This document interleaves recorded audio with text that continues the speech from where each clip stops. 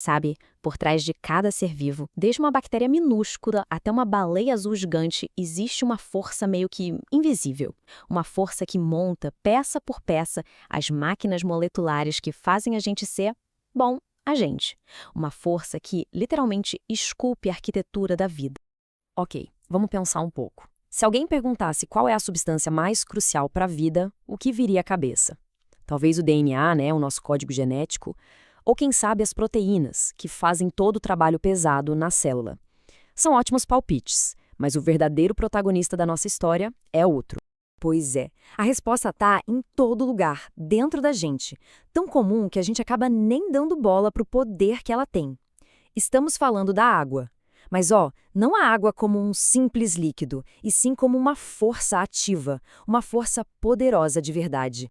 Então, vamos tentar mudar um pouco a nossa perspectiva sobre a água. Ela não é só o palco onde a vida acontece. Como a gente vai ver agora, ela é a diretora da peça inteira. É isso mesmo. O que a ciência mostra hoje é que a água direciona ativamente a estrutura, a dinâmica e a função de todas as biomoléculas. Ela não é um solvente passivo que só fica ali olhando. Pelo contrário, ela é uma participante ativa, uma verdadeira escultora de moléculas. Tá, mas como ela faz isso? Que poderes secretos a água tem? A resposta para isso está nas suas propriedades físico-químicas, que são únicas. Bom, a molécula de água é superpolar. O que isso quer dizer? Que ela tem uma pontinha um pouco positiva e outra um pouco negativa, tipo um ímã bem pequenininho. Isso faz dela uma especialista em formar as famosas ligações de hidrogênio, criando redes superdinâmicas que envolvem tudo o que está por perto. E ainda por cima, ela tem uma alta constante de elétrica, que é basicamente a capacidade de enfraquecer a atração entre outras partículas com carga.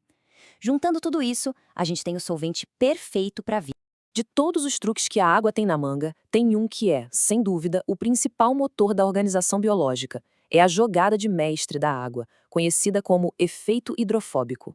E aqui está o pulo do gato, uma coisa que muita gente confunde. Substâncias tipo óleo não se juntam porque elas se gostam ou se atraem. Elas se juntam porque a água as empurra para perto uma da outra. É um efeito de exclusão, não de atração. Imagina só, é como se fosse uma festa bem cheia. As moléculas de água são os convidados, todos querendo dançar e se mexer. Aí, de repente, entra uma molécula antissocial, oleosa. A reação da água é formar umas gaiolas bem organizadas e rígidas ao redor dela, o que faz com que as moléculas de água percam a liberdade de movimento. Para maximizar a bagunça geral do sistema, a entropia, a água meio que força todas essas moléculas antissociais a ficarem juntas num canto. Isso libera o máximo de moléculas de água de volta para a festa. E é esse aumento na desordem, na entropia, que é a força motriz por trás de tudo. Mas olha só, o efeito hidrofóbico não trabalha sozinho. Ele é o astro principal, com certeza. Mas existe todo um elenco de apoio que é crucial para dar estabilidade e especificidade para a estrutura final. Então, para resumir a ópera, o efeito hidrofóbico que a gente viu lá na nossa festa faz o trabalho pesado de juntar as peças principais.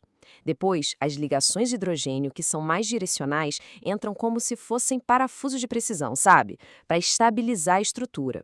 E as forças eletrostáticas? Elas ajudam a guiar e a ajustar tudo. Até porque a água, com aquela sua alta constante de elétrica, meio que amortece a força delas. E essa analogia do velcro é simplesmente perfeita, né? Uma única ligação de hidrogênio é fraquinha, fácil de quebrar. Mas quando centenas delas se alinham com uma geometria perfeita, elas criam estruturas que são incrivelmente estáveis e específicas. É a força da união. Beleza, a gente já entendeu as forças em ação. Mas, na prática, o que a água está construindo com tudo isso? Bem, nada menos que as próprias máquinas e os códigos da vida. Para começar, as proteínas. Elas são as operárias, as transportadoras, as catalisadoras. Para funcionar, elas precisam ter uma forma tridimensional muito específica. É uma linha de montagem perfeita. Primeiro, o efeito hidrofóbico enterra as partes oleosas da proteína lá no meio, forçando a molécula toda a se compactar. Em seguida, as ligações de hidrogênio internas se formam, travando as estruturas secundárias, como as famosas hélices e folhas. E, para finalizar, uma camada de água superorganizada envolve a proteína, o que é essencial para a atividade dela. Agora vamos para o projeto mestre da vida, o DNA. Aquela famosa estrutura de dupla hélice simplesmente não existiria sem a orquestração da água. Aqui a gente vê a mesma dança de forças de novo. As bases nitrogenadas, que são hidrofóbicas, se empilham umas sobre as outras para se esconder da água. As ligações de hidrogênio funcionam como os degraus da escada, conectando os pares A com T e G com C, com uma especificidade altíssima. E os íons na água ajudam a neutralizar a repulsão entre os esqueletos de fosfato, que têm carga negativa. Toda essa arquitetura molecular é sem dúvida incrível, mas ela também é surpreendentemente frágil. Ela existe num equilíbrio muito delicado, que depende totalmente do ambiente aquoso ao seu redor. Esse número aí é a energia típica de uma única ligação de hidrogênio. Só para a gente ter uma ideia, uma ligação covalente, que é uma ligação forte, tem cerca de 100 quilocalorias por mol. Isso quer dizer que essas interações que estabilizam tudo são individualmente muito fáceis de perturbar. A vida opera, de certa forma, no limite da instabilidade.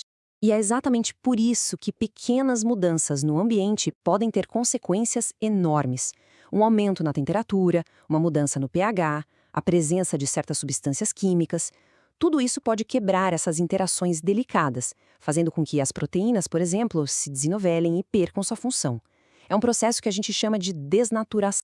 No final das contas, a grande lição é esta. As biomoléculas não são estruturas rígidas, estáticas. Elas existem num equilíbrio dinâmico com a água que está ao redor delas. A água direciona o enovelamento, estabiliza as formas, modula as interações e, inclusive, participa das reações químicas. Isso nos deixa com uma reflexão final. Se a vida é essa dança molecular complexa e perfeitamente equilibrada, orquestrada pela água, o que acontece quando a gente muda a música?